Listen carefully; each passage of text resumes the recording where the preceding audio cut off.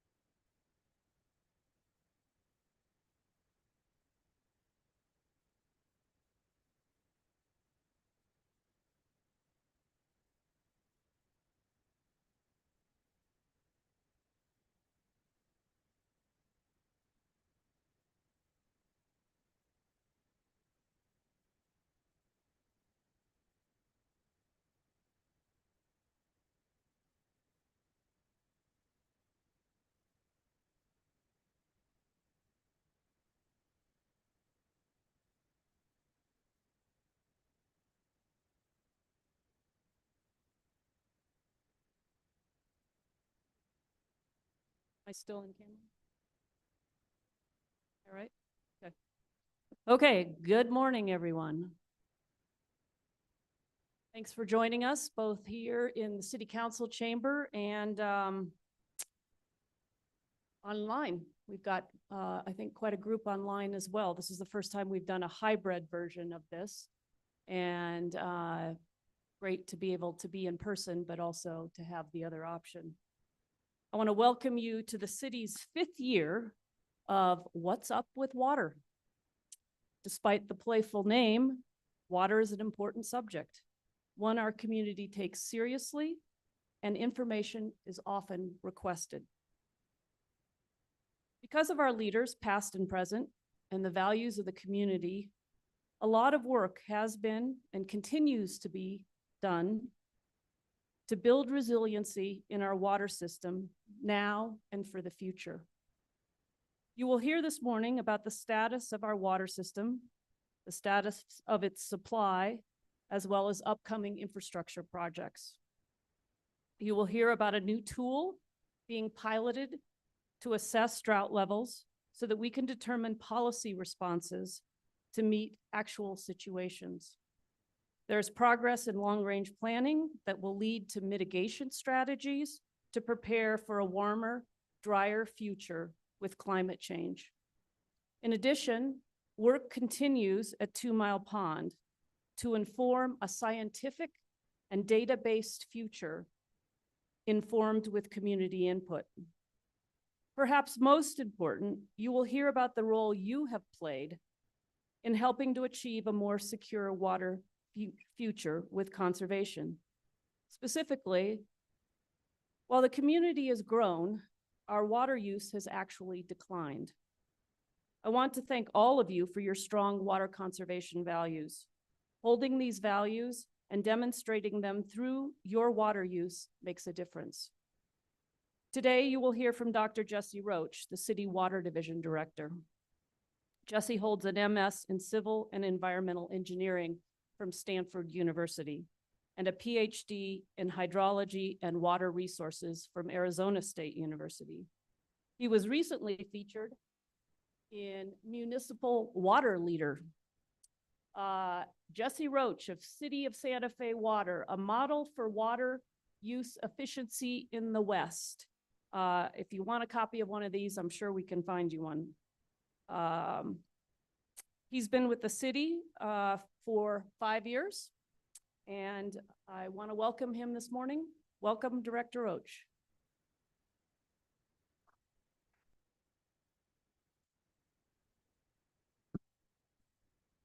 Thank you, Councilor Romero Worth. I appreciate that generous introduction. And thank you for your leadership. Councilor Romero Worth has been a champion for water. When I first started, Councilor Ives was on the council and was a champion for us. And Councilor Romero Worth has taken that baton and run with it. I would like to thank my team who has helped set this up, and specifically Christine Chavez and the Water Conservation Group is here. You may have met Bob Wood and Ramon in the back as you walked in. Also have Steve Schultz and Bill Schneider here, and Bill will get up and present part of this soon. So thank you for coming to the 5th annual What's Up with Water. I'm sure that folks both in the audience and online have been to some before, and so some of this will be a recap for some of you, but I hope you bear with us and understand that the overall story of City of Santa Fe Water is important, even if we only are talking. The context of the larger story is very important, even if we're just talking about specific issues that are current. Feel free to ask questions as we go. So we can, if you have a question about something that is being spoken about here during the presentation, feel free to raise your hand and ask that question. Similarly, online, you can submit your questions, and if it is something relevant to what I'm talking about, I will try to address those as we go through. If you have a question that's unrelated to the specific presentation, go ahead and ask it as well. And at the tail end, we can get into more of a Q&A session on whatever issue it is that is of interest to you. So there'll be a quick overview of the system, and then a discussion of the water past, present, and then a little bit of a deep dive this year into the San Juan Chama Return Flow project, and then finish up with some slides on long-range planning.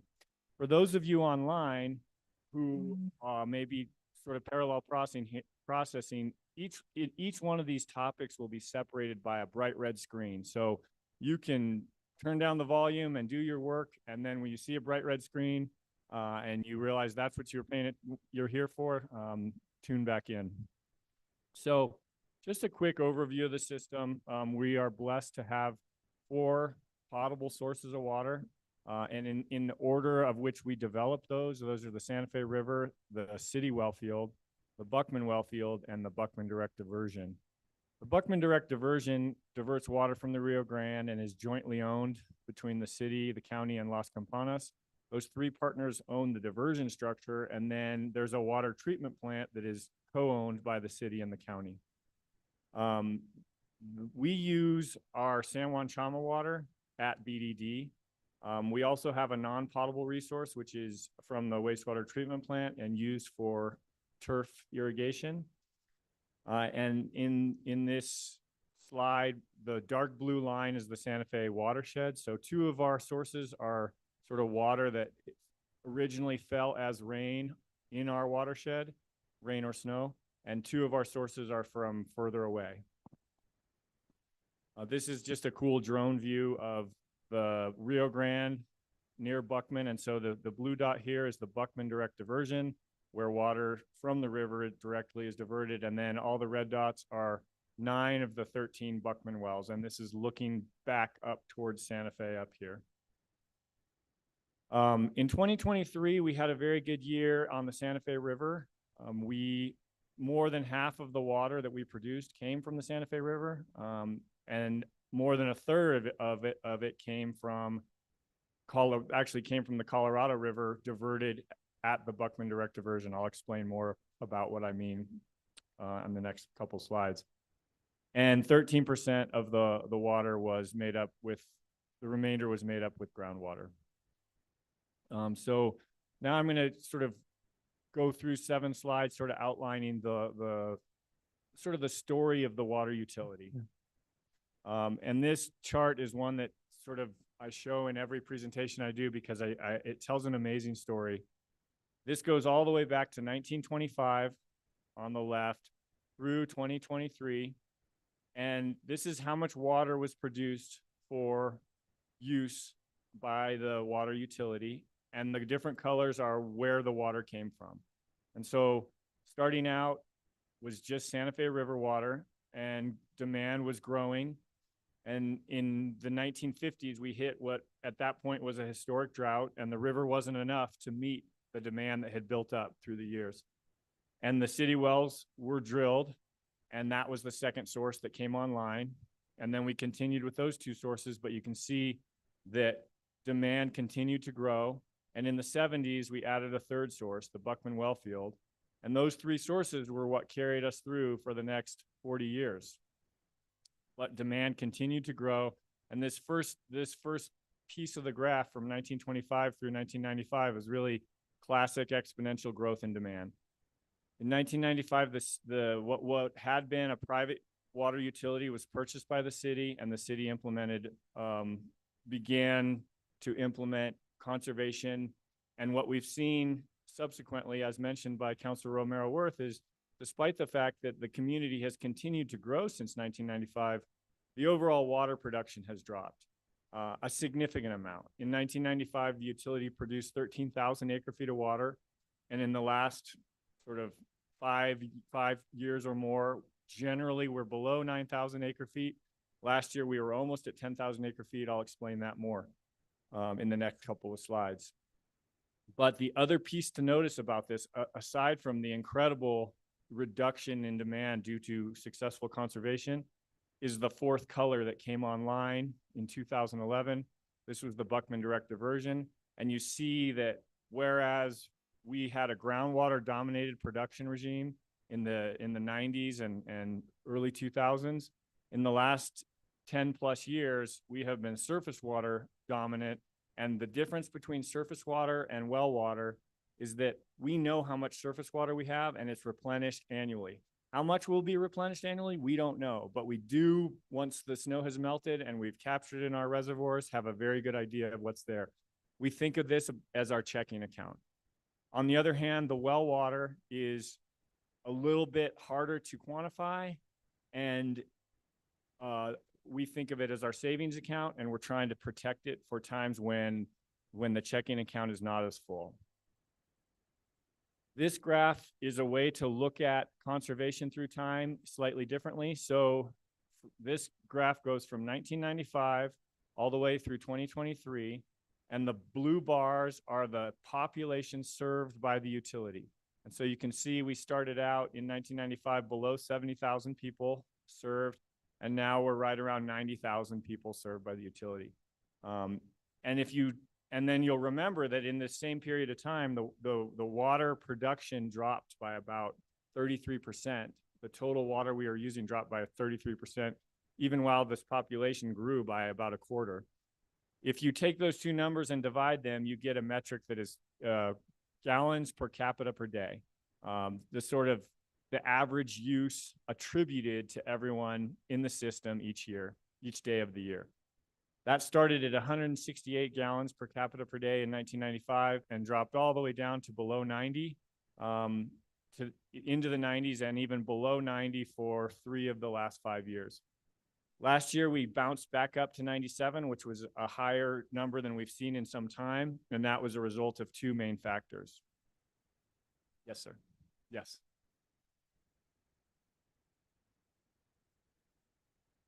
That's a good question. Thank you, Councilor Ives. That is Santa Fe in its entirety. So when you see the 97, that doesn't mean that the average person is using, and I should repeat. So the question for those online was, is that metric just for residential or is that for all sectors of use? And so that's all use in the city. And so that includes restaurants, car washes, parks, you name it. And so it doesn't mean that the average person is using 97 gallons in their house every day. That number is more like 60, 65 in terms of residential use. And then there's a commercial sector as well. All right. And so the two main reasons that the GPCD jumped last year was that it was a hot, dry summer, especially July and August. There was basically no monsoon. And so folks had to turn to their utility water to make up for the lack of thunderstorms. And we've seen bounces of 5 to 6 gallons per capita per day in a single year due to the weather previously. So in 17-18 and in 19-20, we saw 5 or 6 GPCD bounce as a result of that factor. In addition, we had trouble with our wastewater treatment plant, and as a result, we supplemented water use on 2 golf courses and several parks with potable water, and so that also represented a bump in the production.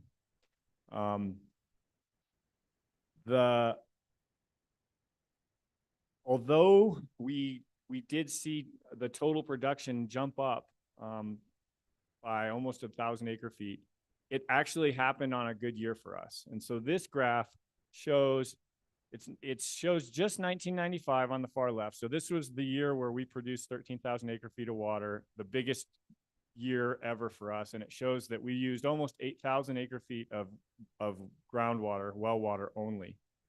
Then it bounces to 2011. And so then this is showing, since the BDD came online, what has been our split of river water versus well water in our production. And then the important thing to point out here is that last year, although we did have a jump in total water use, the amount of groundwater that we used, which again is our savings account, actually dropped and was lower than the previous 2 years. So it was a good year for us to have a good year on the Santa Fe River, is the takeaway there. Yes, sir. Yes, sir. So the question is, in 1995, all the blue bar there was entirely Santa Fe River water treated at Canyon Road. Thank you. Oh, and by the way, I have 4 City of Santa Fe water hats. And so the folks who ask questions that are in the audience, if you would like a trucker hat, come and get one, because they're going fast. All right, so the point then, back to our savings account, is although we can't know how much groundwater we have to the degree of accuracy that we know surface water, we can tell whether it's increasing or decreasing by the water levels in our wells. The city wells were drilled in the 1950s, and in 2010, if you took an average water depth in all those wells, on average, they were about 150 feet lower than when we had first drilled them. So that is essentially groundwater mining. There's a certain amount of water that we've taken out of storage.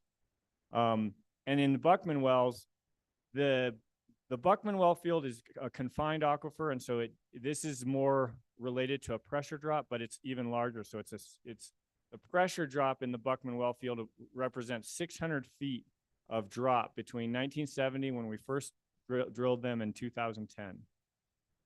But then remember, in 2011, we brought the BDD online and we shifted to a surface water dominated production paradigm. And what we've seen since then is 60 feet out of the 150 feet that we had lost again in the city wells, and 510 feet of recovery in the Buckman well field. So even though we don't know exactly how much water we have in those resources, we know now that they are recovering. We know we were overusing them, and now we know that they're recovering. And so that's a big success story for us. Okay, so then we are also working through a tool, and this is the tool that Councilor Romero Worth mentioned. It's the Santa Fe Water Resources Indicator, and it's a combination of how much we've used the well field in the recent past, the well fields, excuse me, and how much surface water we have available and the capacity we have to treat that surface water. Those things represent, so the groundwater indicator is a 40%, and we had overused the well fields, and so you can see that the groundwater indicator was 0 all the way from year 2000 until 2012, when we finally started to see some recovery, and now it has climbed up to the point where it's 9.5. Like we're doing a good job of resting the wells, and as a result, our groundwater resources is available for use when we need it.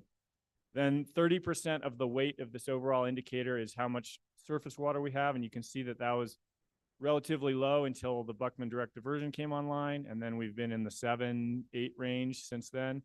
And then the final 30% of this indicator is regional drought. So those of you who are familiar with the drought monitor index, this is the drought monitor index for Santa Fe County that we use as part of the score here. The takeaway message really is that 0, we consider a drastic water emergency, and 10, we consider that we're in really good shape. And what we've seen since 2000 is that we've gone from a situation of being fairly precarious to a situation where we feel like we're in a pretty comfortable position at the moment. And that has occurred during what tree ring records going all the way back to before the 1600s suggest is the driest 20-year period that we've seen in the Southwest. So it's not like we were making this improvement when climate was helping us out. We have been living through a mega drought. And so this is also a sort of story of success for us. And the way that we're planning to use this is updating our code, developing policy options. So Christine and her team are working through the Water Conservation Committee and the county's Water Policy Advisory Committee to develop policy responses to these different levels of our supply indicator, so that we can say at the beginning of the year, well, we're at this level, and these are going to be the policy. This will be the water conservation policy in place for this year. Yes, sir.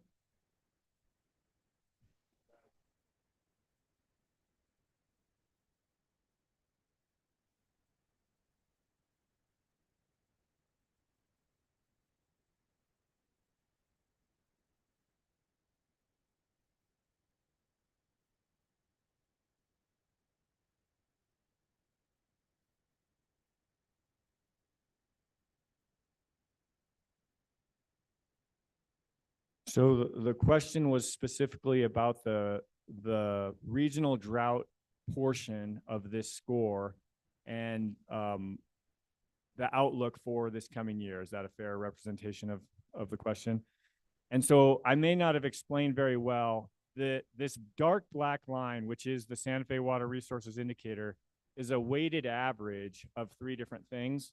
And so the regional drought piece we see is what is dragging us down here. So right now, we feel like our groundwater resource is in very good shape. It's at a 9. And our surface water resource got up to 9 and has now dropped back down to 7. But what's really pulling the overall indicator down right now is that the regional drought index and this is right at the beginning of this year, the beginning of 24 was very low. So the outlook, even if the outlook is for regional drought, that brings this indicator down, but the surface water and groundwater resources are in good shape, and so we're still at a higher level. But this is where we have to develop the policy options in terms of taking advantage of the fact that we're in drought and making sure we remind people that that saving water is always in season, and the different things that our water conservation team is so good at. Did that answer the question? Okay.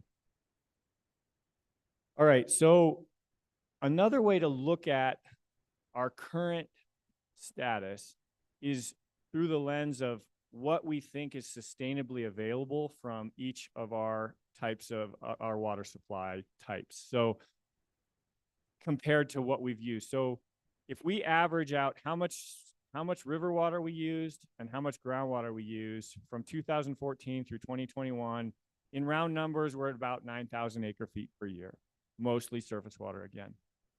And for that same period of time, we feel like we basically used all the surface water that was available. We might have been able to squeeze a little bit more out of it, but we didn't use the groundwater that was sustainably available. And so this is a new idea. And what we mean is we have models of the groundwater systems, groundwater models, and based on that understanding, we estimate that we think we could take 4,500 acre feet a year from the wells without impacting the long-term viability of those wells. So this is less than what we were taking in the 90s when we were taking 6, 7, 8,000 or 7,000 acre feet per year. So this is our estimate of what's sustainably available. And so we can see we have a bit of a cushion. Now, is that cushion enough in the face of climate change? The answer to that is no, and we'll get back to that. Okay, so then I want to spend a few minutes here, 10 slides. And you'll interrupt me if anyone asks something relative to. Okay, very good, thanks. All right, we're going to talk for 10 slides on Santa Fe water present. So really what's happened last year and what's happening this year and the next couple of years. So this graph just shows now just for 2023, now a monthly breakdown of how we use the 4 different sources. And so you can see, especially in the winter months when demand is low, we're almost exclusively river water. And then the peak, the higher demand months in the summertime is when we brought on the wells. And the dotted gray line is how much water we actually sold through people's meters. And so the difference is something known as unaccounted water. And for us last year, it was about 7%. There was 7% of our water that was lost to main breaks or to flushing or to different things where it didn't actually go through a meter. Here's a quick look at how the reservoir storage looked last year compared to the 2 years before. So on the left, we're looking at the combination of storage on the Santa Fe River, which is in 2 reservoirs, Nichols and McClure. And on the right, we're looking at the combination of storage on the Chama system. Mostly here is Abiquiu and Heron. And I would point out the difference in scales. This one goes up to 4,000 acre feet, and this one over here goes up to 20,000 acre feet. So we have nearly 4 times the water in storage of Colorado River water in storage in the Chama system compared to how much Santa Fe River water we have in storage along the Santa Fe River. But you can see it was a great year on the Santa Fe River up to, we basically filled both of our reservoirs at the highest storage. And we also ended the year with more Colorado River water in storage than we had ended either of the previous 2 years and more than we started the year with. Yes, sir. Another quick question. Mm-hmm. Prior slide showed us approximately 5,200 San Juan Chama water or 3,420. So the balance of that, because we did pull 100% of our San Juan Chama water last year, that's into storage to show that elevated figure. Yes, that is correct. In addition, so there's 2 different things that added to our Colorado River storage. First is, as you point out correctly, our allocation in a full year is a little better than 5,000 acre feet, and we only used 3,400 acre feet. So there's a 1,600 acre foot gain there. Now we do lose some of this water to evaporation, and so we probably lost 500 acre feet or so to I'm guessing actually, but roughly we typically lose about 10% of what's in storage to evaporation. And that in this chart showed that we had up to 16,000 acre feet. So we could have lost as much as 1,500 acre feet to evaporation last year.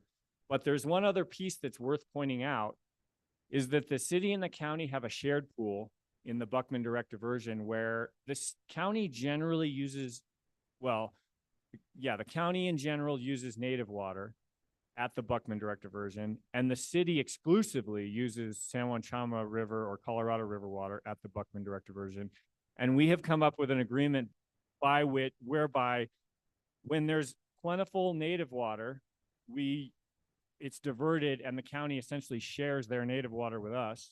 And then when the native water is restricted during low flow periods, we divert San Juan Chama water and pay them back with that. And there has been a little bit of a surplus because they have more native rights than they're using. And so we've ended up benefiting from that, and as a result, using less Colorado River water.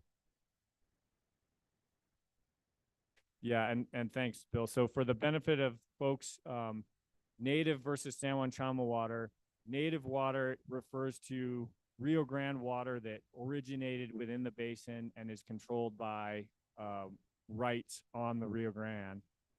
And San Juan Chama water, because it started as Colorado River water, is treated a little bit differently. So it's was diverted from the, and Bill will talk more about that project, but that's the distinction we make between San Juan Chama water, which is trans-basin or out-of-basin water, and native water, which is water that originated within the Rio Grande and is controlled by the Office of the State Engineer and native Rio Grande rights.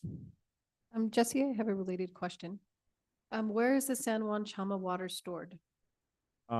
So the San Juan Chama water is stored predominantly in Abiquiu and Heron. And so we get our allocation each year in Heron, and then within a year or sometimes 2 years, we need to move it downstream. And so we have storage contracts to store it in Abiquiu. Okay, last year on the Santa Fe River was also a very interesting year for us because of the amount of snowpack that we had and the runoff season. So this sort of colorful graph on the left is showing that we have a tool that estimates how much water is in the watershed as snow, and therefore what we expect will be inflows to McClure. And so on April 9th of last year, the black is what actually happened. On April 9th, we didn't know what was going to happen with the black. Instead, we had a tool that projected a sort of range of uncertainty in these lighter colored lines as to how much inflow we would see to McClure. And then we marched along, and in May that was updated. And the slightly darker rainbow lines are the information we had at that time as to what sort of inflows we could expect to McClure.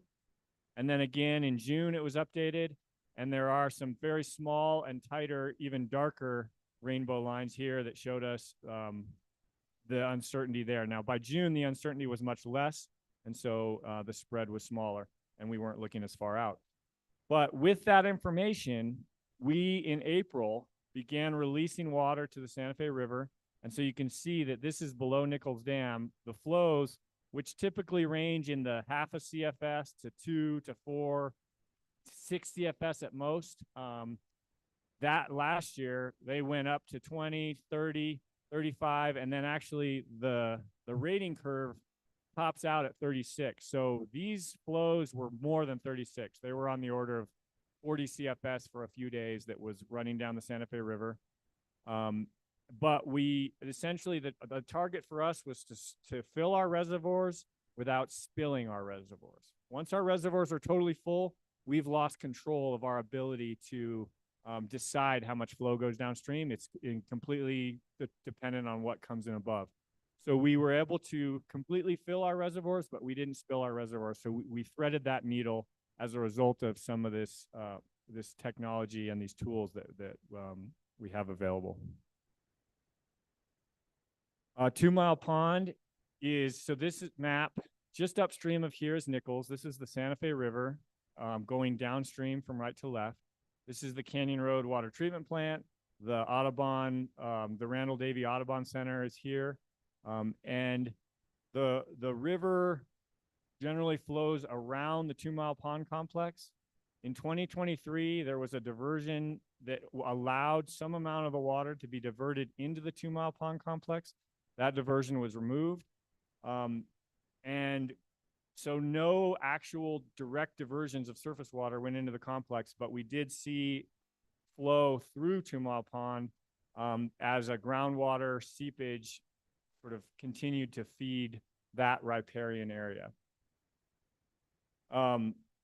The storage in the pond is controlled by an outlet structure. And so for those of you who aren't as aware of this issue, 2 Mile Pond was a reservoir, 2 Mile reservoir, until 1994. It was drained in 1992 when a fault was discovered, a longitudinal crack was discovered in the dam. The Office of the State Engineer said you need to drain it so that there's no water stored behind what is appears to be not a sound dam. And by 1994, the conclusion was you have to breach it. You have to remove the dam. That dam was removed and a outlet structure was created to leave a remnant pond, which became known as 2 Mile Pond. So also last year in July, the outlet structure was cleaned. And so you can see in this photo, if you're close enough, or you'll just have to take my word for it, there's a little metal rim that's visible there. And that's the same rim as the top end of this outlet structure. So this is a picture of the pond from a couple of weeks ago. And so the level is lower, but you can see there's certainly still a pond there. And we have initiated both hydrologic and ecologic monitoring studies underway to help inform policy discussions and decisions relative to this very valued riparian resource. Yes, sir.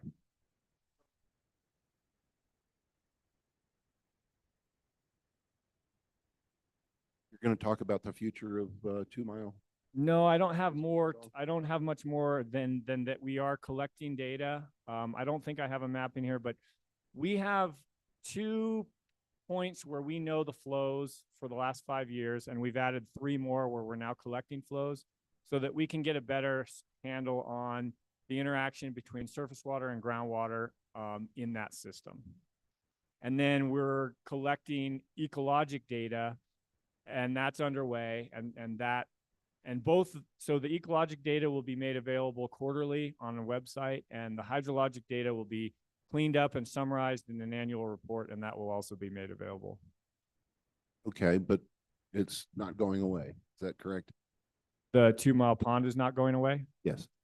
That's correct. The 2 Mile Pond is the low portion of the river. It will remain a wetland. We couldn't stop it from being a wetland. The question is really how much flow will go through the pond in the future, and that's something that we're working through these studies to help inform how we answer that question. And the state engineer won't let you strengthen the pond so that it could be kind of a flood control kind of an issue, or at least give you another pond? So right now, the pond does sort of serve as a flood control structure. As you can imagine, the amount of water that you can get through this outlet structure is somewhat limited by the size of this structure. And downstream of this structure, under Cerro Gordo, there's a culvert. And so this does currently protect that culvert. There are conversations relative to making that culvert larger or making it a bridge. So there are many things, there are sort of many pieces at play here, and all of those need to come together with the values of the community in deciding how this riparian resource is managed. That's one of our favorite tourist spots to bring family members from out of town to go enjoy. Thank you for that input. Okay, a couple large project updates. The Buckman Direct Diversion, GAC is a fancy word. It's granular activated carbon. It's a fancy word for Brita filter. And these are sort of bedroom-sized Brita filters. And there are 5 of them, and we replaced 2 of them in the beginning of this year. There's also these fancy filters at BDD, and we replaced 2 out of 7 of those. And we're working towards a large design, build, repair to address shortcomings mostly in the design of the facility. At Canyon Road, I'm going to talk a little bit more about some of these projects, and I'll talk more about the Nichols Outlet Conduit in a future slide. We're working on updating our well fields, and we are doing quite a bit of testing at Buckman well field, where we will run a well for a couple months and then turn it off for a couple months, and it helps improve our understanding of the system so that we can hone in on that what is the renewable availability of that water. The San Juan Chama return, I'm not going to talk much about that because Bill is going to get into that in greater depth. On the transmission and distribution side, one interesting thing that we're doing, we do have a a pipe model, which is essentially a representation of all the water flowing through all the pipes on our side of all the meters in the city. And we have a model of that we're working towards having run almost real time in what would be called a digital twin, where we can look at what we think should be happening and compare that to what's actually happening to sort of have a better finger on the pulse of the system so that if something strange happens, we're aware of it before people start calling. So a couple sort of a little bit more information on some of these bigger projects. The Nichols Dam Outlet Works Rehabilitation Project. So this is a drone view of Nichols, which is the lower and the smaller of our two reservoirs on the Santa Fe River. This is looking downstream, down the Santa Fe River towards Santa Fe, and the Canyon Road Water Treatment Plant is here. The Audubon Center would be a little bit closer. It's about $19 million worth of construction, and we need to have this reservoir empty by August. There's a decent amount of snow up in the mountains, so this is going to be, again, an interesting challenge for us in managing the water as it comes in and using enough of it to have Nichols empty by August. Essentially, we're completely redoing the outlet conduit, which is how the water gets from the reservoir through the dam, and that's going to improve the lifetime and the safety of the dam. One other interesting piece is it'll eventually allow us to aerate this reservoir, which will allow us to use less chemicals in the Canyon Road Water Treatment Plant downstream. And then the Canyon Road Water Treatment Plant upgrades. If you see in this photo on the right side, these pools are known as flocculation and sedimentation basins, and we're basically replacing both of those with more up-to-date technology, and we expect that the quality and the amount of water we can treat will be improved by this also fairly large roughly $17 million project. So that brings us to sort of the financial side of things. So this graph shows from fiscal year 21. So our fiscal year is different from our calendar year. And so fiscal year 21 is the year from July of 2020 through June of 2021. So for fiscal year 21 and fiscal year 22, we have audited numbers. And then for fiscal year 23 and 24, we have estimates. And for fiscal year 25, which is the fiscal year that starts in July of this year, we have projections. And we're showing four different things here. The revenue projections are the actual revenues are 36 to 39, almost $40 million. So on that order, close to $40 million a year in revenues, about $30 million in projected expenditures.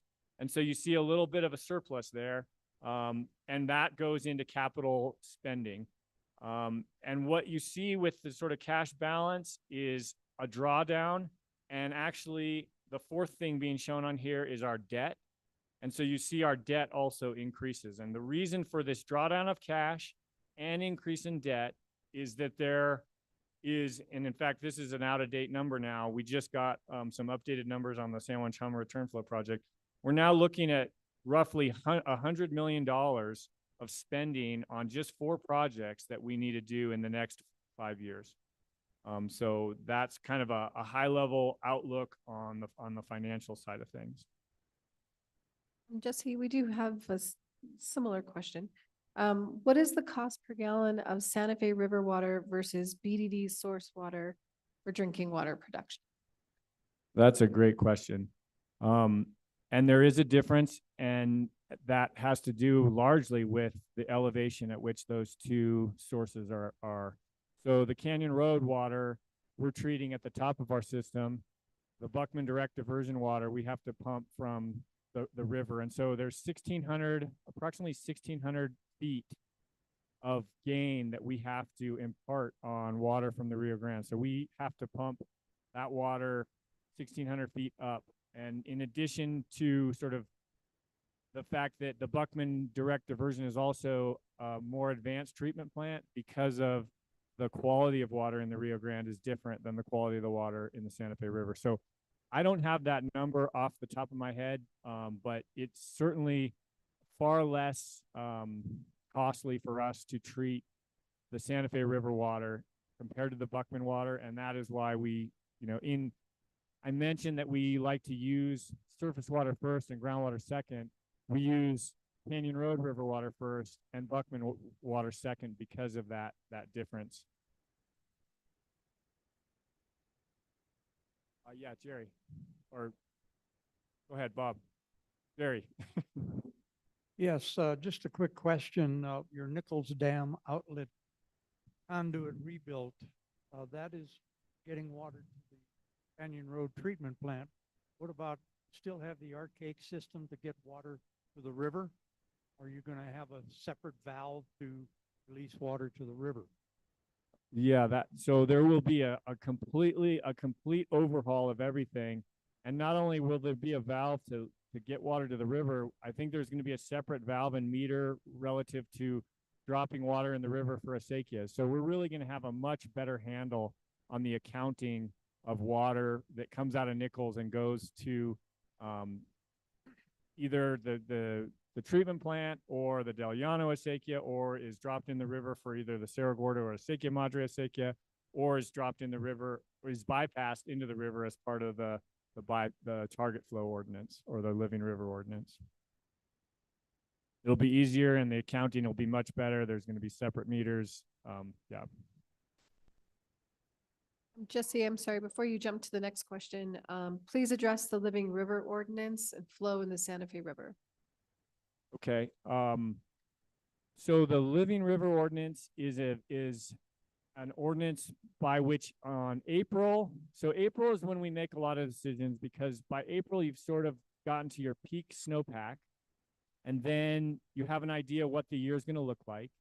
And the way that target flow ordinance works is if the amount of snow in the mountains on April 1st is at or above median, 1,000 acre feet of bypass is set aside for the river. And so I'm going to say that's roughly 20% to a quarter of the available water is then allowed to bypass into the river. That amount drops as the amount in the snowpack available drops. So if you have 50% of median, you get 500 acre feet. If you have 30% of median, you get 300 acre. The river gets 300 acre feet, and then 300 is the bottom. So anything 30% or lower, 300 acre feet is bypassed to the Santa Fe River. Now the timing of that release, so I'm now talking annual volumes. The timing of that release is determined by recommendation of the River Commission, which meets every couple of months, and develops that hydrograph. Bob. The conversations have moved on a bit from the point that I was going to ask you to make. That was, you discussed the financial expense involved in processing and treating San Juan Chama water at Buckman, as well as the cost of production in the Canyon Road treatment plant. It didn't mention the well fields. And so I thought it would be helpful to get an overall. Yeah, thank you. That's also a good question. And surprisingly, one of the economic analyses that I saw, and again, our economic data is not as parsed and compartmentalized and clean as we would like to really get a handle on what's the marginal cost of, or the total cost and the marginal cost of running each of these different sources. But one of the studies I saw was actually that the cheapest water we have is the city well field, because you don't have to treat groundwater. You just have to chlorinate it. So the costs there essentially are pumping it up and putting some chlorine in it and putting in the system. Now those costs are sort of just this year. How much, if we decide right now we want an acre feet of water and we're not counting, all the money we had to put into the infrastructure over the last 20 years, what would the marginal cost of the next gallon of water be? The city well field would be the lowest. But as I mentioned before, we like to use the surface water first. And so then in the comparison of the two, we would do Canyon Road first, then BDD, even though that's more expensive than the city wells. And BDD is also more expensive than the Buckman wells. So the Buckman wells have the same challenge with the elevation, they're basically bringing water from the same place, kind of the Rio Grande, and bringing it up into the city. But they also don't have all the complex treatment associated. They also are just chlorinated. So thank you for that question. On for the microphone. Here it comes. Would you please make very clear the difference between in the Living River ordinance that we talked about, what the channel, the natural channel is of the Santa Fe River, which goes through 2 Mile Pond, versus what the city calls their diversion, by which the water is deflected away from the real river channel and into a man-made channel. Okay, so this question is related to what's called the bypass channel, which, now we're going all the way back to the 1880s and 1890s. The first dam that was built by the utility was in the early 1880s, Old Stone Dam. And then in the 1890s, the 2 Mile Dam was built just downstream, just above the current Cerro Gordo crossing. When that dam was built, a bypass tunnel was created to allow water to go from the Old Stone Dam around the 2 Mile Dam. And there's folks in this room who probably know the history better than I do, but eventually that bypass tunnel became a bypass channel, and the 2 Mile Reservoir and the 2 Mile Dam were really sort of off channel storage, we would call it. So the flow of the river, if left unperturbed, was diverted around the 2 Mile Dam. And that bypass channel sort of by de facto became what is considered legally the Santa Fe River by the Office of the State Engineer's Hydrologic Survey. Now, at the historic river channel is where 2 Mile Pond is now. But we still are working through a legacy of more than 100 years of engineering of a system. And right now, if you don't do anything, the water flows around 2 Mile Pond. So part of the conversation is, what do we want it to look like going forward now that we don't have a reservoir there anymore? We have a pond there now. So it's not an easy question to answer. I understand your point, but it's been over 100 years of water flowing around 2 Mile Dam and around 2 Mile Pond. And so it is on hydrologic surveys listed as the Santa Fe River by the state engineer.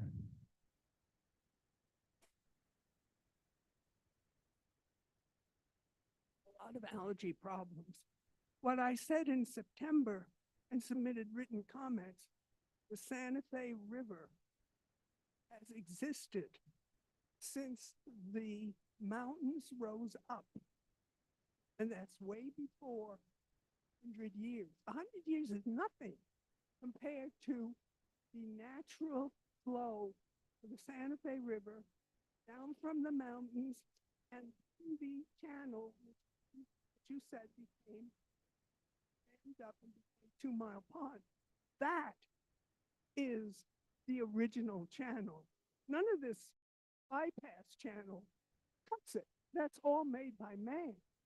We're looking at what the river deserves, and the river deserves to flow from the mountains in its original channel down through town. End of my story. River deserves that.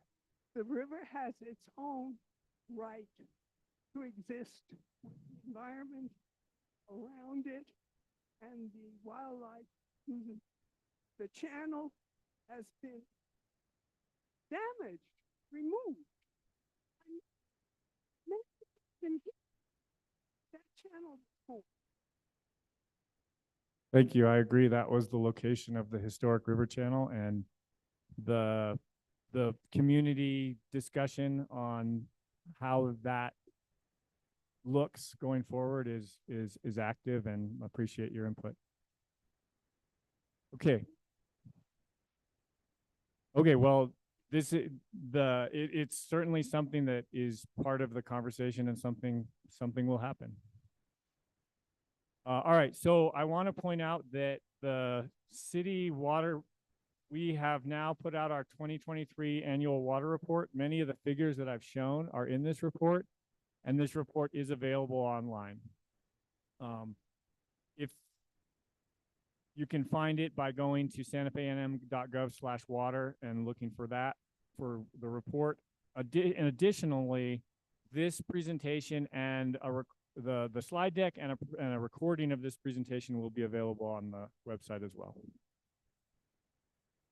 All right, a couple other sort of really now down into the weeds pieces of information to share are that in 2022, so 2 summers ago, we battled several brown water events. And as a result of that, we did what was called a corrosion control study, which confirmed that there is a large amount of manganese accumulated in our pipes. We are working towards sort of a system-wide flushing event this year to reduce some of that buildup. And we have updated some infrastructure at Canyon Road already to take some of the sort of most highly concentrated manganese from that process and not put it back into the drinking water treatment system, but instead put it into the wastewater collection system. And as I mentioned, the Nichols update will allow us to aerate the reservoir, which will let us reduce the amount of manganese that's actually used in the treatment process. One other piece to mention here is the lead and copper rule improvements. So there are updates to some regulations related to lead. And we have an inventory at leadsafe.santafenm.gov, which shows essentially that we don't have any lead in our distribution system, which it means on our side of the water meters.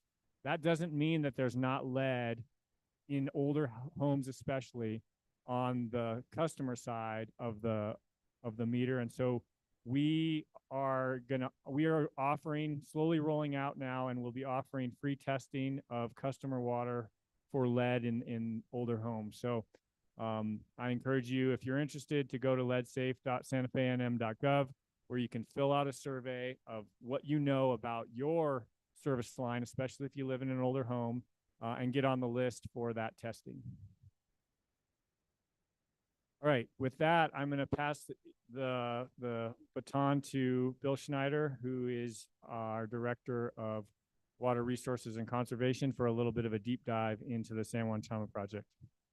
Jesse, maybe before we transition, there is one question. During last year's presentation, you mentioned that the city was in the process of testing city water for PFAS contamination. Could you please describe the results of that testing and whether the city has plans for remediating any PFAS contamination that might have been detected? Okay, so thank you for that question. And for folks who don't know, PFAS are a category of chemicals, also sort of referred to as forever chemicals, that are being found in basically everywhere in the environment, including in water supplies. We happen to be in a very fortunate position relative to PFAS. We have tested all of our sources for PFAS. And although there have been PFAS hits in the Rio Grande, none of our, we haven't detected measurable PFAS in any of our wells and in any of our treated water from Buckman direct diversion, and in either the source or treated water from Canyon Road.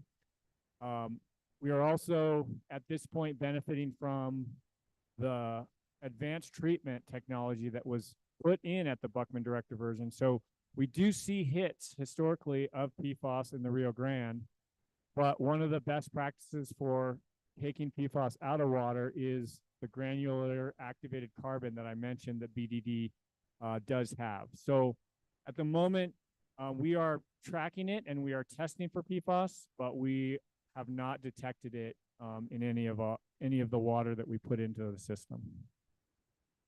Thank you for that question, and I'll turn it over to you, Bill. Thanks.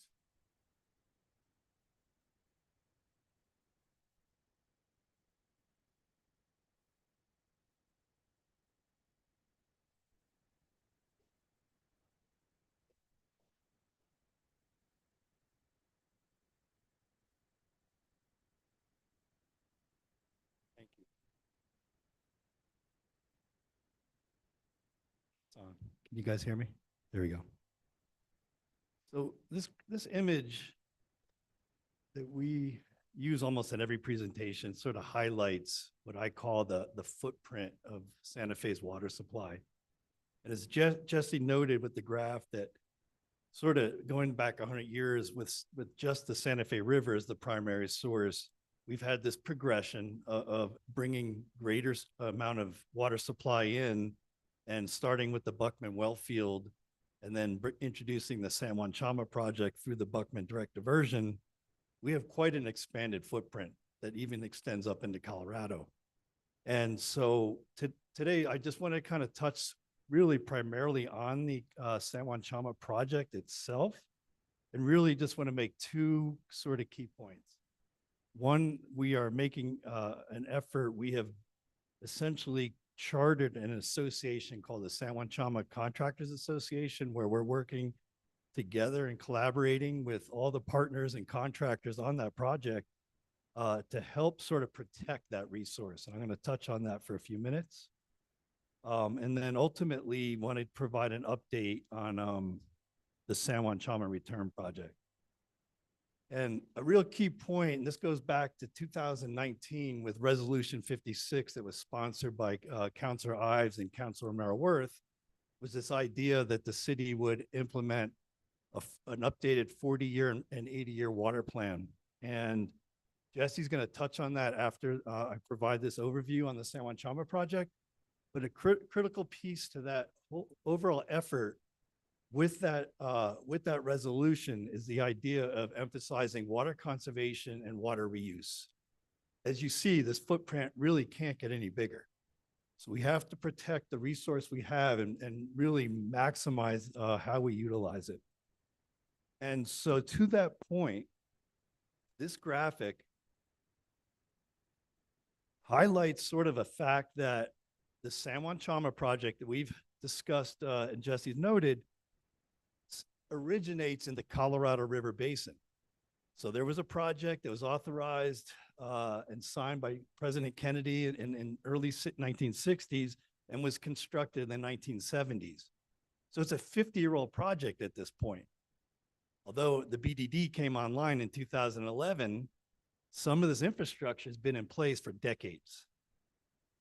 So the image on my left, your right, highlights sort of where the water enters through three diversions on these tributaries that are to the San Juan River, which is tributary to the Colorado River.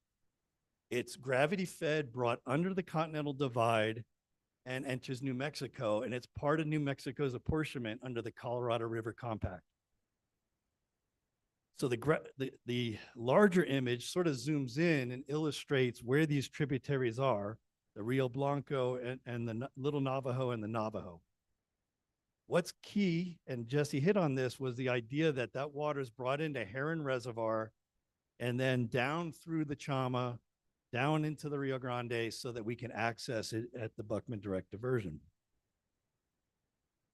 So zooming in a little closer, this is one of the unique aspects of this project, is the source water is in the state of Colorado. On top of that, and as this sort of image shows, it's a very remote location, and it's sort of covers a whole assemblage of various ownerships, from Forest Service land to private ranches. And this kind of plays into this mission that the Contractors Association is driven by, which is source water protection. So just want to kind of provide just a snapshot of what these diversions look like and how they're relatively small. As you can see, on my left is the Blanco diversion, and on my right is the Oso diversion. And these are basically small dams with spillways, with flumes, and basically then tunnels. And so we're basically side channel diverting water into these tunnels and bringing it under the Continental Divide. And it outlets in the state of New Mexico here at the Heron Reservoir. And that was a dam, and as part of this project was constructed specifically for the San Juan Chama project. So really, a key feature of this project is its supplemental water to Santa Fe that has created a lot of resiliency for us As you know, what was shown in 1995 when we were at peak production, the need for water conservation, now water reuse, but this idea of bringing the BDD online created an immense amount of opportunity, and what I would say, including the living river. And that's kind of a key point, is how we balance this water supply for the benefit of the community.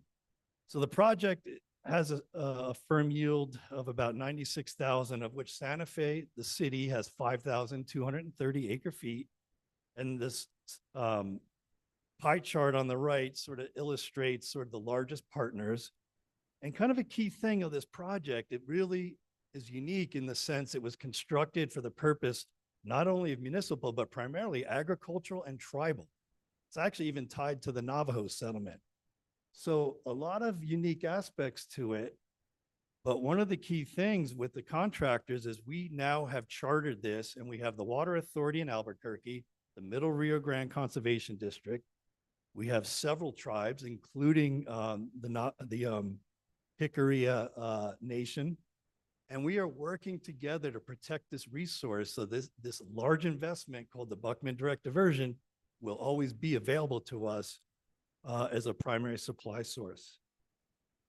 Now, really, if I were to funnel sort of the mission into three components, one is asset management. A lot of concrete, a lot of steel. We have diversions, we have tunnels, we have reservoir. How do we protect that? It's at 50 years old, to ensure that it's cost effective and reliable. Also, and this is a real interesting sort of challenge, is this idea of source water protection, particularly the concern of catastrophic forest fire and the onslaught of debris and sediment that can overwhelm those small diversions that I showed. And so this association is partnered with what's called the 232 Collaborative, and it's a large assortment of agencies, private, public, and working together to basically identify where are the sweet spots to implement treatment, and how do we do that, either federal lands or private. And we just received a $300,000 grant from the Bureau of Reclamation to develop a source water protection plan that will take a lot of rigor using the best available science to target where would be the best areas to do treatments. Such a large area, we have to focus where's the best bang for the buck. And then ultimately the project, so there was back in the 60s, surprisingly in the history that's been shared with me, the city of Santa Fe had to be begged by the state engineer to participate in this project. There was a cost associated with it. We had a contract, not unlike a mortgage, that had to be paid off. I think our overall cost was $36 million for our portion of the project. But now we have this long-term operation and maintenance cost. And back to my point, 50-year-old project, Jesse noted how expensive it is to do dam repairs like we're observing at Nichols. How do we gain the best value from an asset management standpoint? And so just to give you a quick snapshot, because these are very remote areas, there's challenges with the concrete at this stage. There's been many attempts for repairs. I'm not sure how well the photos show, but you can see sort of delamination of the concrete. At this stage, we're working with Reclamation to basically redesign and replace this diversion, Blanco. It's at its basically useful life. Here's a snapshot at full 1,000 CFS of the Azoteo Tunnel. What's hidden under that water, but it shows the turbulence, are these drop structures. It's just concrete sort of bollards that basically allow the water pressures to dissipate, and then it goes down into down Willow Creek to Heron Reservoir. That is also in disrepair to the stage where we're basically seeing exposed rebar steel. And because we can't do any more adhesion with respect to supplemental concrete, we're also looking at a replacement project here. And that's now in the CIP that's managed by the Bureau of Reclamation.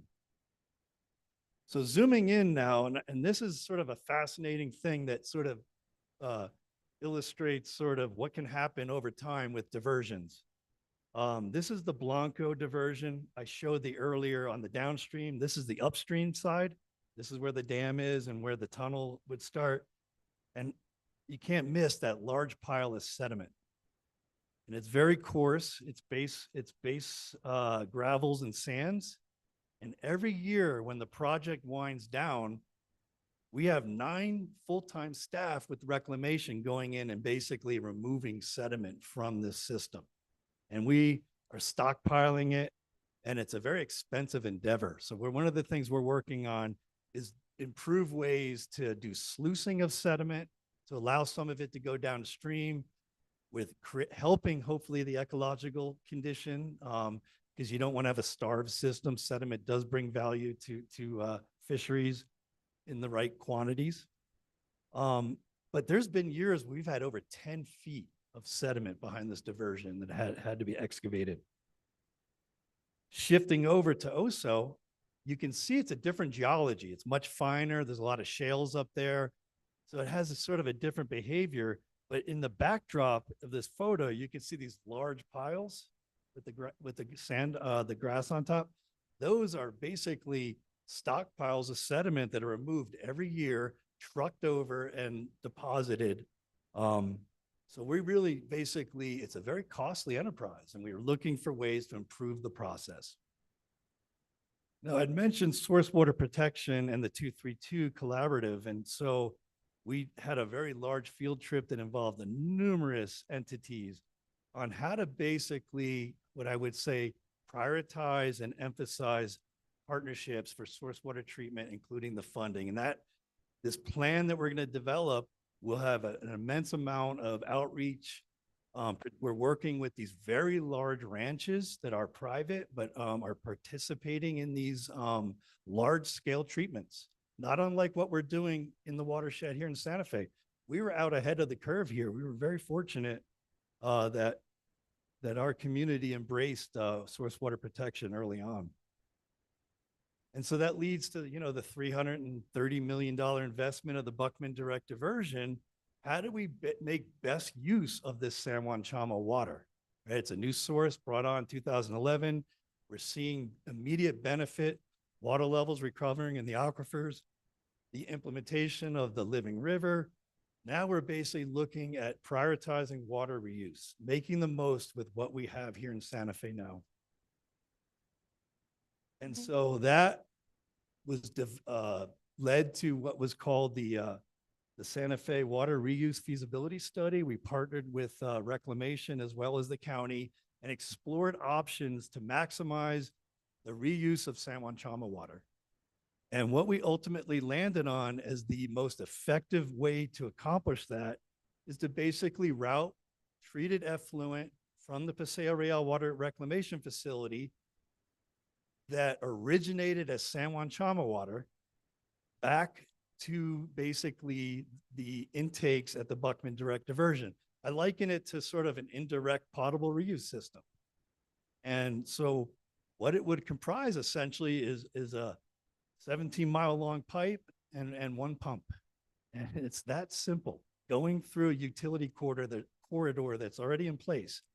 From that premise, it's a very simple project. The challenge is we have to go through permitting process. There's 3 federal agencies involved because we're basically running this pipeline through land that's owned by the Bureau of Land Management, the U.S. Forest Service, and it's a federal nexus project with the Bureau of Reclamation because of the San Juan Chama project. So where that effectively leads us is we're in the throes of environmental permitting under the NEPA program.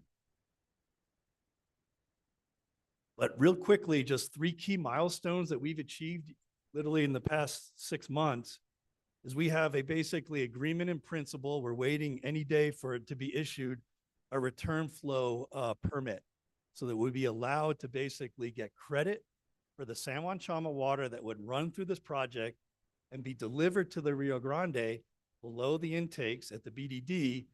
And we'd be able to basically take a like amount back as additional water supply.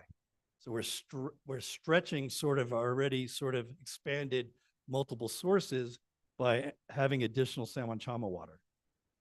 At this stage, we have a 30% design complete. We're working internally to go through a technical review to ensure that basically we're balancing cost with efficiency on that system. It's a congressionally authorized project, and it's been awarded at this point under the Title 16 program, $6 million. We will be submitting a second application for additional funding, as well as through the state of New Mexico. We also got an additional $2 million towards the project.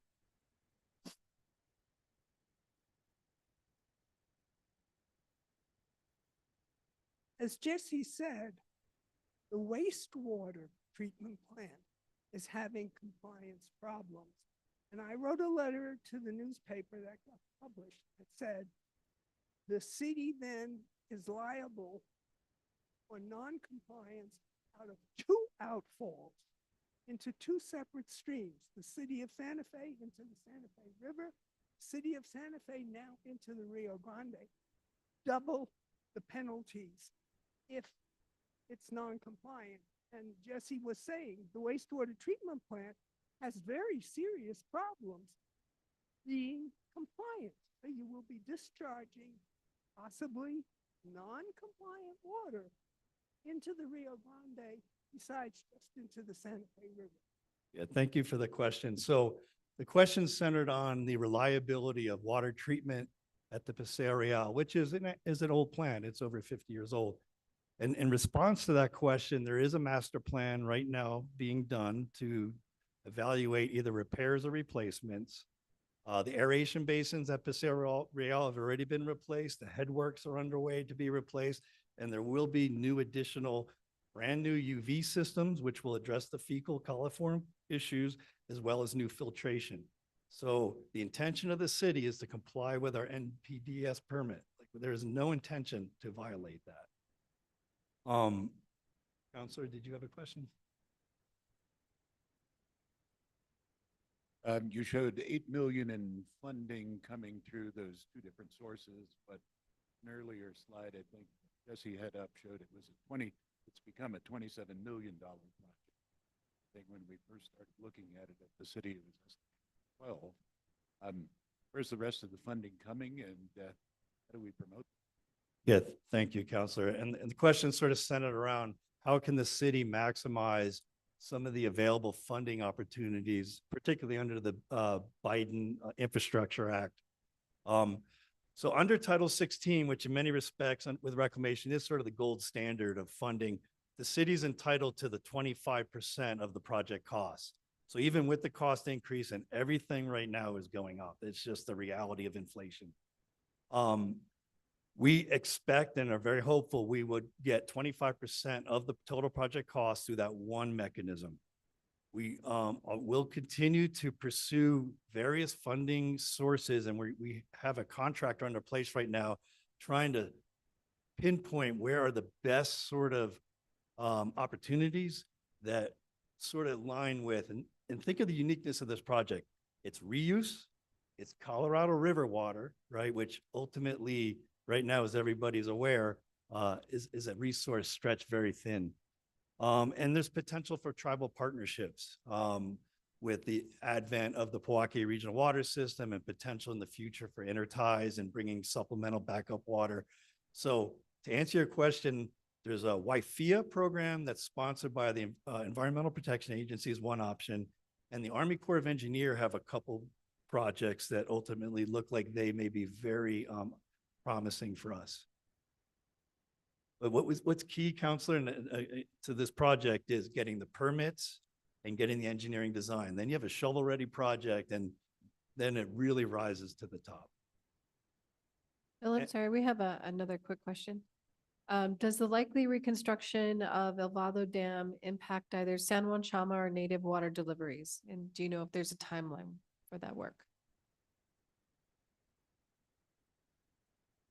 For the question. Yeah, that's so both San Juan Chama water and native Rio Chama water does flow through El Vado. El Vado is a very unique structured dam, and the Bureau of Reclamation has identified many challenges with the repair, which has dragged out what was thought to be a 2-year project out to potentially 5 or 6. It does not have direct impact on our ability to transfer San Juan Chama water, for the most part. But it really does have great effect on the ability to regulate natural or native flows through the Rio Grande. So partly why some of the reasons we're seeing earlier drying in the Albuquerque reach of the Rio is because there's lack of storage in El Vado. So hopefully I answered that question. And so where we are, and I guess I skipped ahead for a second, is through a very rigorous multi-stage step with 3 federal agencies under NEPA. It's led by the Bureau of Reclamation. So we have basically a shared partnership, 3 different NEPA processes, strangely enough, through 3 agencies. This is quite a challenging project, but we're getting now in the stage where we're looking at basically biological, cultural, with the hopes and intentions, as this outlines, by the end of the year, and ideally, we would have a draft EA for basically public review. So it's a very transparent public process, and it does explore environmental impacts, both on the Rio Grande as well as on the Santa Fe River. So with that said, one of the ideas, like we think of, as Jesse alluded to, we have 2 groundwater sources, 2 surface water sources. We like to think Christine Chavez's water conservation program is a 5th source of supply. And now we sort of have this non-potable reuse system, which when in place reduces demand by recycling effluent for non-potable purposes. Now we think we could expand our supply through this indirect potable system to allow for reuse of the San Juan Chama water to lessen the stress and burden on our native water within the Santa Fe watershed, to help basically community-wide aquifer conditions in particular. And so with that said, I have one question, but. When are we going to bypass that step of sending water back down to the river, just turning it around and getting it purified sufficiently to make it potable at the Buckman plant, and then just send it right back to the city? And then we could do that for all of the water that goes through the plant, not just the San Juan Chama water. It's a great question. Thank you. So the question centered around, when is the time for the city to explore a even more sort of rigorous reuse system through what's deemed in the water world as direct potable reuse? So the question, I guess, 2 key points. One, this project, as it's proposed, this pipeline that returns water to the BDD diversion, will go right past the Buckman Direct Diversion Water Treatment Facility. So we're sort of having that sort of as a future opportunity. Some of this master plan I had mentioned earlier that's being done at Paseo Real will also explore whether any advanced treatment processes through this repair or replacement of the wastewater treatment plant would be taken to the level of direct potable. There's a lot of factors involved. You can't even permit a direct potable system in New Mexico right now. So there's still a lot of legacy issues with respect to environmental buffers and safety of mixing sources to ensure that basically we have safe drinking water with present day technology. And then there's always cost. Because of the redundancy of treatment required, you're even talking going all the way to reverse osmosis at this stage on these direct potable systems, very, very costly and energy intensive. So we're working there, but I think it's still in the future, would be my judgment.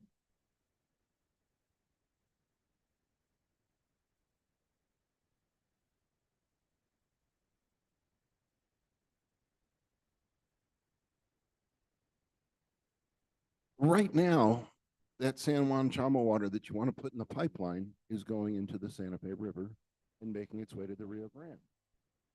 Why do we need a separate pipeline instead of just leaving it in the Santa Fe River? Can't we get credit for it? Yeah. The losses aren't that significant, I wouldn't think, versus this whole new infrastructure.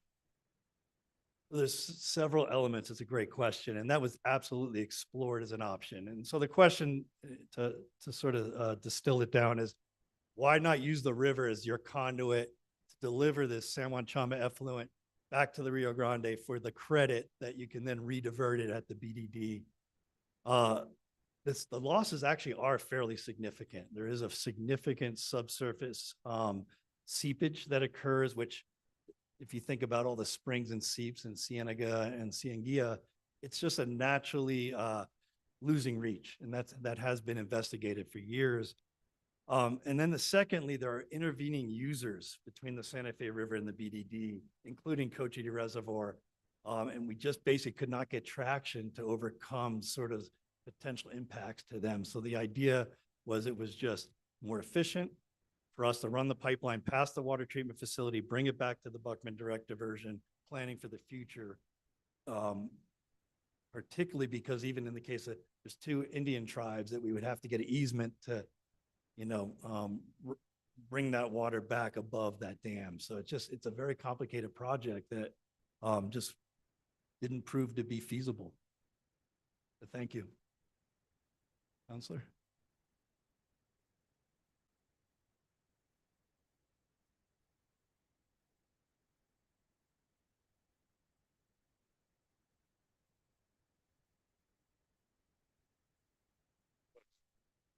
Potentially move storage in Elephant Butte up to the northern reservoirs within the Rio Grande system to cut down on evaporative.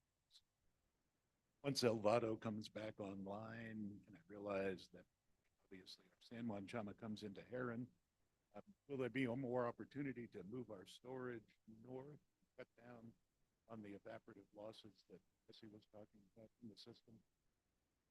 Great question. The question is, can we re-regulate dams and reservoirs in New Mexico to improve efficiency of water management with emphasis on lessening losses to the atmosphere through evaporation? The answer is yes, that is being explored. It is one of the sort of, what I'd say, adaptations that have been identified by by this consortium of water advocates on the Rio Grande. In fact, just recently, we have received a congressional authorization to re-regulate Abiquiu to store native water. So that's a new development. And so the ideas of Heron Reservoir potentially serving different purposes, because right now it's only limited to one thing, and that's San Juan Chama. And the idea of, and it's done sort of indirectly now, of holding water back in El Vado and not delivering it to Elephant Butte in the summer months when losses are extreme. So there's potential for greater efficiencies doing that, and I think ultimately will happen. Thank you.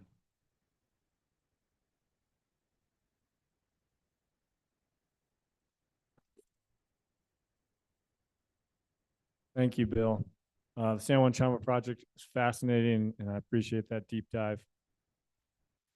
So just to kind of wrap things up here, we had looked at these 3 bars earlier, and just as a reminder, the 3rd bar here is the near future. Once the San Juan Chama project's in place, we estimate a nice cushion between what we need and what we sustainably have. But the question becomes, well, how will demand change in the future, and how will supply be reduced in the future by climate change?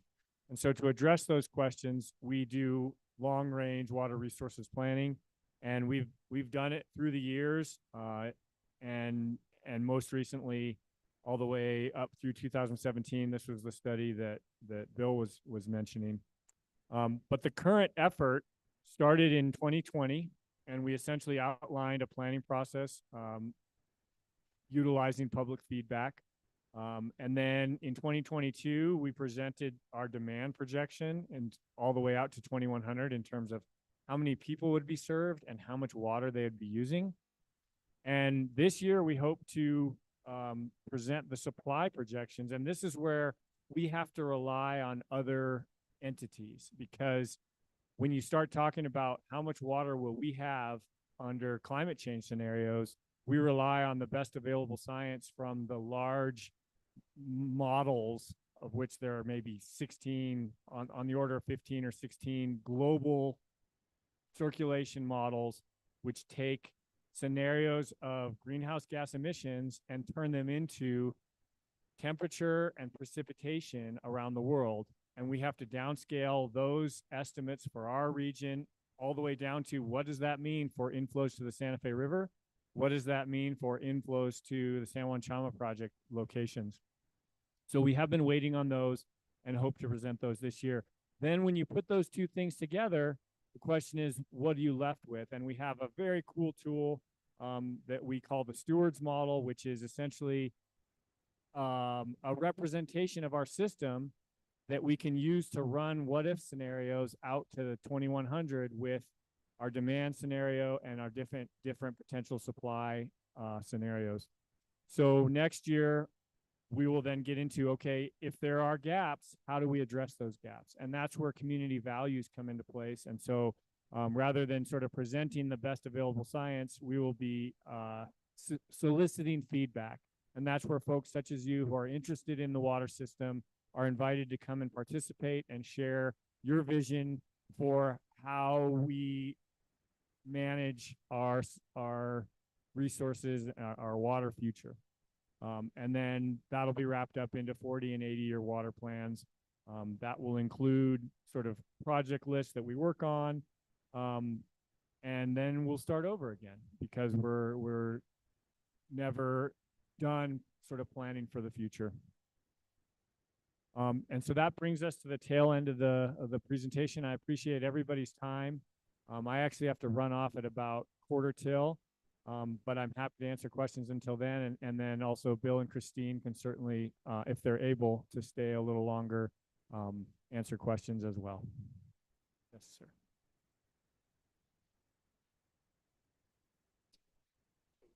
Councilor Romero Worth at the very beginning talked about, I would describe as at long last considering resiliency within the city's water system.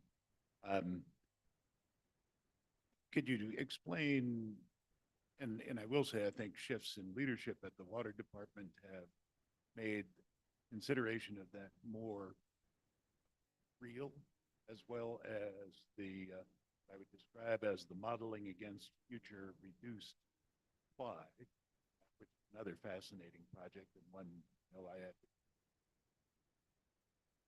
What does resiliency mean to you in terms of our water system, and how is that going to be implemented? How will that be put into ordinance to give it teeth? Thank you for that question. So what does resiliency mean to us? And I guess I would answer that question in two different ways. Resiliency from sort of a long-term perspective, I think, is this graph. It's the recognition that we could utilize our San Juan Chama water much more efficiently. So even as that resource is reduced by climate change, we're able to use it more efficiently and still expand that. So that's a sort of a long-term resiliency, is essentially building that supply. I also think we will always focus on conservation. So creating that supply and also continuing to focus on conservation or resiliency. And then I would say in the background, there is a short-term resiliency that we work on as a utility that is not something that we sort of talk about as much, but it is related to catastrophic supply disruption, we call it. And so what happens when the Santa Fe River watershed burns? Worst case scenario, we think, is we potentially lose storage in our reservoirs for a decade. We're planning around that. What if during that, we also lose some portion of the San Juan Chama project? And so behind the scenes, we have an internal goal, which is we would like to be able to meet our peak day demand and our yearly demand with our wells only. So we keep talking about resting the wells. What are we resting them for?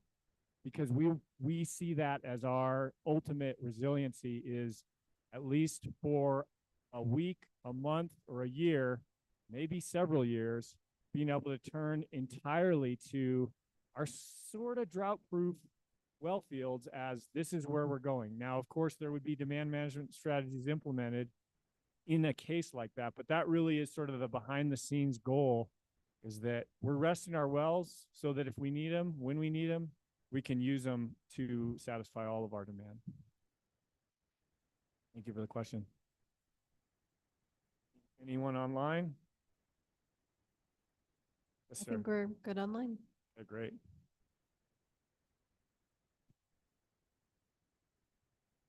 Something I've heard from a lot of people is when they see all the apartments and things going up around Santa Fe, is sustainable oxymoron.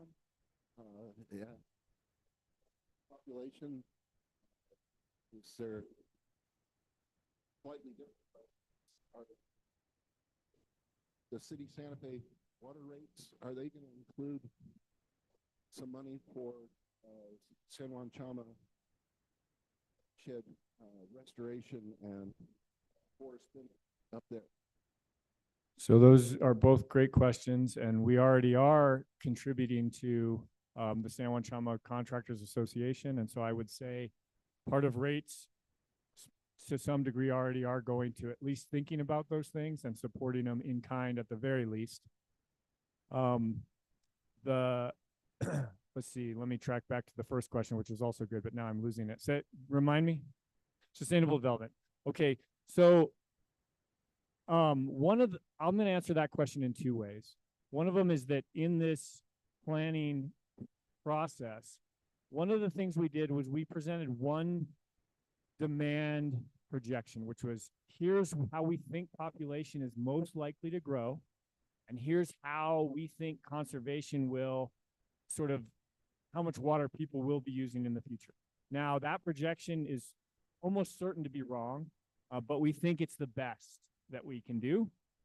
But we were going to stress the model essentially by saying, okay, now let's see at what point, at what rate of population growth and water use would we start to struggle? So that'll be one way that we kind of answer that question.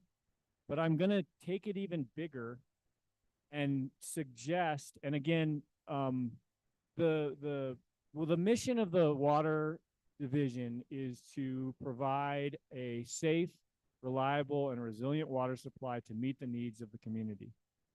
A lot of folks who, for good reasons, would prefer not to see the community grow, would like to use water as the hammer for that.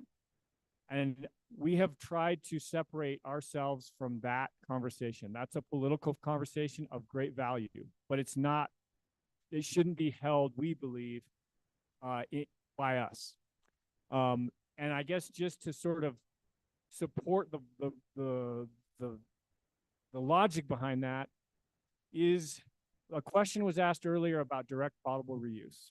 So I'm just going to suggest a future scenario where as long as we have a vibrant economy here in the city, if we at some point have to reuse all of our water and we focus more and more on preventing utility water from being used outside and being lost from the system, we get closer and closer to almost a closed loop.